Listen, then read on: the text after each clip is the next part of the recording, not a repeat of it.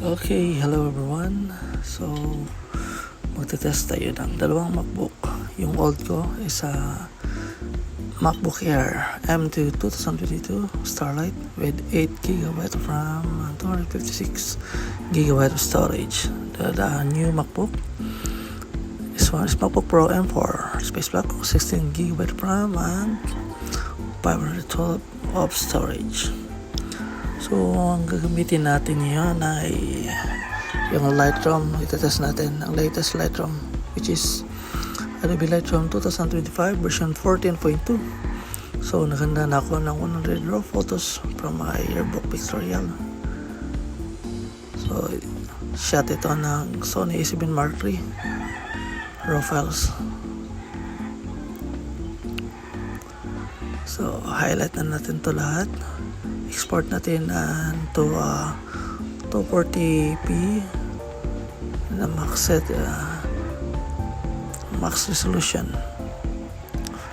And then, okay, let's go. So, start natin ito yung M2 first. Just try natin habulin as soon as possible kasi di kaya ng isang kamay lang. Okay, start na. So, nag-start po na render is 10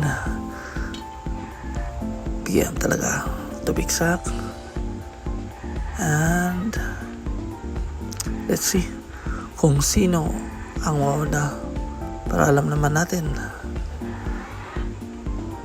Kaya ang tanong natin, worth it ba ang upgrade nito? Palagay ko, oo.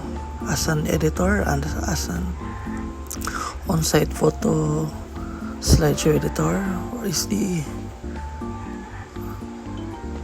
totally needed talaga namin ito para mabilis namin may lagay ang photos, may edit. So medyo nangalati na. Tapos na. Okay, yung isa check natin. So started at 10:00 at tatapos ito ng 10:00, isang minuto lang. At sayang hindi natin time ang seconds, pero para isang minuto lang at mga ilang segundo ata. Then the other one is still exporting pa rin. Let's wait lang natin.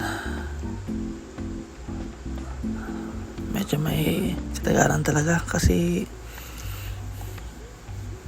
old na din to, kumbaga.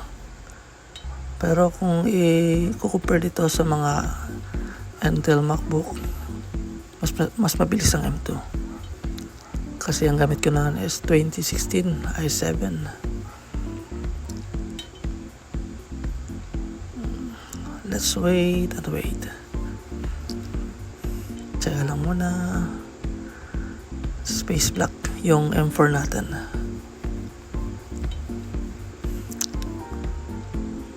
Malapit na talaga.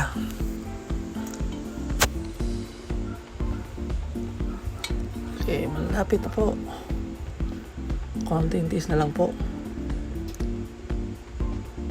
Maybe for 4 na lang natin yung video. It's okay, so kumusta?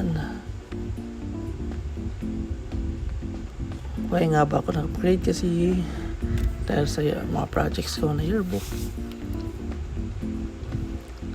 I need to open it dalawang application at the same time, kaya I need a stronger laptop. I think it's almost done na. Konti lang talaga. Pasensya na kasi handheld lang yung video natin. Wala tayong ibal. Oops, ano yun?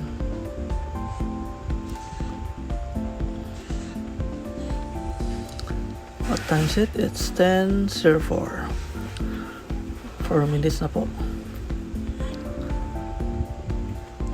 Okay, let's check it. Exported photos. Confirmed. View as a list. So ito na. From 10:00 Tapos ito ng 1004. Okay, not bad pa din. So it is very worth it. An upgrade. Sulit. Thank you for watching. Bye bye.